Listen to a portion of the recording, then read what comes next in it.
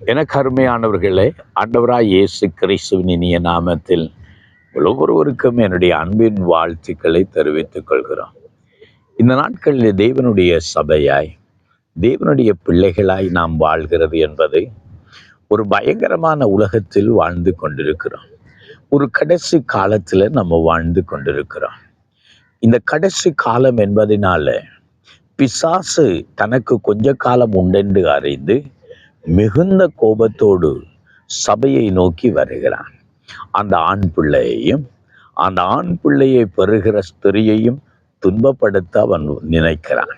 இன்னைக்கு சபைகளை சாத்தானவன் ஏதோ ஒரு விதத்தில் அழிக்க உடைக்க நினைக்கிறான். பலவிதமான போராட்டங்கள், பலவிதமான உபத்திரவங்கள், பலவிதமான எதிர்ப்புகளை சத்துரு கொண்டு வருகிறான். இன்னைக்கு நாங்கள் கவனிக்கிறோம், அநேக இடத்துல சுவிசேஷங்களை அறிவிக்க முடியாத தடைகள், அநேக நாடுகள் தடைப்படுத்துகிறது, அநேக கிராமங்களில் பல தடைகள். மத தலைவர்கள் எழும்புகிறார்கள், சில கிராம தலைவர்கள் எழும்புகிறார்கள். தீவிரவாதங்களினாலே கொண்டவர்கள் எழுந்து சபைகளை அழிக்க வேண்டும், உடைக்க வேண்டும், சுவிசேஷத்தை தடுக்க வேண்டும் என்று சத்துருக்கள் பலவிதத்தில் கங்கணம் கட்டி கொண்டிருக்கிறார்கள். இன்னொரு பகுதியில் சபைக்குள்ளேயே சில பிளவுகளையும் பிரிவினைகளையும் கொண்டு வந்து இன்றைக்கு சாத்தானவன் சபையின் பலத்தை உடைத்து விடுகிறான். அங்கே 2 பேர் ஒருமனப்பட முடியாதபடி, 2 குழுவினர்கள் ஒருமனப்பட முடியாதபடி, 2 சபைகள் ஒருமனப்பட முடியாதபடி, 2 தேவனுடைய பிள்ளைகள் ஊழியர்கள் ஒருமனப்பட முடியாதபடி பிளவுகளையும் பிரிவினைகளையும் சத்துரு கொண்டு வந்து விடுகிறதை பார்க்கிறோம். அன்றைக்கு சபைகளுக்குள்ளும் இவ்வண்ணமான நிலைமை இன்றைக்கு மட்டுமல்ல, அன்றைக்கும் இருந்தது. சபைகளுக்குள்ள பிரிவினைகள் இருந்தது, பிளவுகள் இருந்தது. இதை வேதாகமம் வன்மையாய் கண்டிக்கிறதை பார்க்கிறோம். அவன் இன்றைக்கு சபைகளில் பலவிதமான உபதேச குழப்பங்கள், பலவிதமான வஞ்சனைகளை பார்க்கிறோம். நான் அடிக்கடி சொல்லுகிறது உண்டு, சபைகள் எல்லாரும் சபைகள் அல்ல, ஊழியர்கள் எல்லாரும் ஊழியர்கள் அல்ல, போதனைகள் எல்லாம் போதனைகள் அல்ல.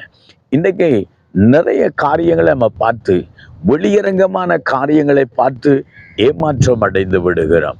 அதனால தமிழ்ல ஒரு பழமொழி சொல்லுவாங்க, வெளியூர் அழகனை விட உள்ளூர் முடவன் நல்லம் என்று சொல்லுவார்கள். சில வழியில வெளியில இருக்கிற ஏதோ ஒன்றை பார்த்து நாம் ஏமாற்றப்பட்டு வஞ்சிக்கப்பட்டு விடுகிறோம்.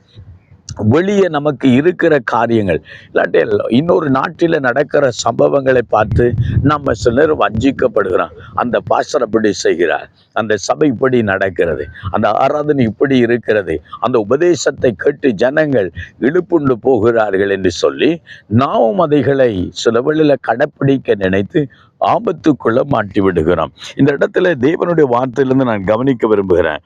1 யோவானின் புஸ்தகம் 4வது அதிகாரம் 1வது வசனத்துல அன்றைக்கு அப்போஸ்தலனாகிய யோவான் சபையை பார்த்து வண்ணமா எச்சரிக்கிறார். பிரியமானவர்களே, உலகத்தில் அநேக கள்ள தீர்க்கதரிசிகள் தோன்றி இருப்பதினால் நீங்கள் எல்லா ஆவிகளையும் நம்பாமல் அந்த ஆவிகள் தேவனால் உண்டாயிருக்கிறீர்களோ என்று சோதித்து அறியுங்கள். தீர்க்கதரிசிகள் இல்லாமல் இல்லை, உண்டு. நல்ல தீர்க்கதரிசிகள் உண்டு, ஆனால் கள்ள தீர்க்கதரிசிகளும் உண்டு. கள்ள அப்போஸ்தலர்கள் உண்டு, கள்ள வேலையாட்கள் உண்டு. அவை தவறான உபதேசங்கள் இருக்கிறது. ஆகவே நான் யோவான் எழுதுகிற போது சொல்லுகிறார், அங்கே நீங்கள் எல்லா ஆவிகளை நம்பாமல் இவைகள் தேவனால் உண்டாயிருக்கிறோளோ என்று சோதித்து அறியுங்கள். ஒருவன் தீர்க்க தரிசனம் சொல்லும் போது இன்னும் ஒருவன் அதை நிதானிக்க கடவன் என்று சொல்லப்படுகிறதை பார்க்கிறார். அதுக்குத்தான் கர்த்தர் நமக்கு பகுத்தறிவு என்ற ஒரு ஆவியை கொடுத்திருக்கிறார். இது தேவனால் உண்டாயிருக்கிறதா, இது தேவ நாமத்தை மகிமைப்படுத்துகிறதா, இது சத்தியத்தோடு சம்பந்தப்பட்டதா, தேவனுடைய வார்த்தையை உள்ளடங்கினதா இருக்கிறதா, இது கர்த்தருடைய வாய்தான் இதை சொல்லுகிறதா, அல்லது பொய்யான போலியான புரட்டு உபதேசங்களாய் அது இருக்கிறதா? இன்னைக்கு சில வேளைகளில் நாம் வரங்களை வைத்து தீர்மானிக்கிறோம், கனியுள்ள வாழ்க்கையை பார்க்கிறோமா? சில வேளை தீர்க்க தரிசனத்தை பற்றி யோசிக்கிறோம். தீர்க்க தரிசனம் சொல்லுகிறவர் யார்?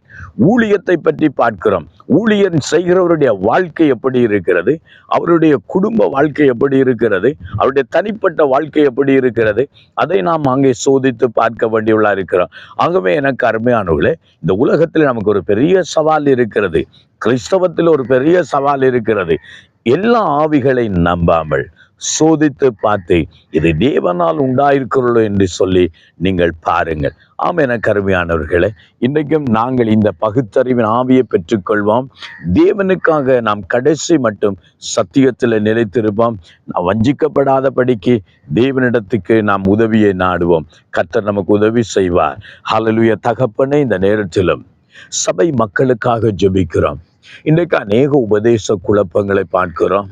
அநேக புரட்டு உபதேசங்களை கேள்விப்படுகிறோம்.